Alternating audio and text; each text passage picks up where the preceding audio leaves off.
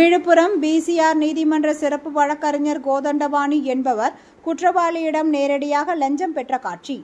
SC number 37/2024 PCR சிறப்பு நீதிமன்ற வழக்கில் 8/7/2025 அன்று பாதிக்கப்பட்டவரை மறு விசாரணைக்காக போடப்பட்டிருந்த நேரத்தில் குற்றவாளி குமாரசாமி என்பவரிடமிருந்து மேற்படி நாளன்று லஞ்ச பணமாக அவரது அலுவலகத்திலேயே நேரடியாக பெற்றுள்ளார். பட்டியலின இளைஞர்தான் கட்டியிருந்த லாட்டரி கம்பெனியையும் அதில் உள்ள இயந்திரங்களையும் முற்றாக பெயர்த்து திருடிய வழக்கில் சுமார் 1 கோடி ரூபாய் பட்டியலின இளைஞருக்கு நட்டம் ஏற்படுத்தி அவரை பொது இடத்தில் தொழில் செய்ய விடாமல் தடுத்த வழக்கில் 8/7/2025 அன்று எதிரிகள் ஸ்ரீதர், குமாரசாமி ஆகியோருக்கு வாய்தா போட்டிருந்த நிலையில் அரசு சிறப்பு வழக்கறிஞர் கோதண்டபாணிக்கு வழக்கிலிருந்து தன்னை காப்பாற்ற லஞ்சம் அளித்துள்ளார். இந்த அரசு சிறப்பு வழக்கறிஞர் மீது ஏற்கனவே சாட்சி கார்த்திக் என்பவர் புகார் அளித்துள்ளார் என்பது குறிப்பிடத்தக்கது.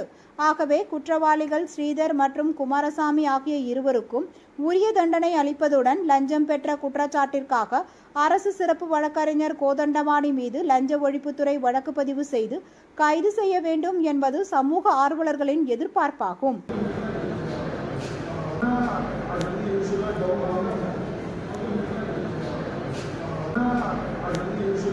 I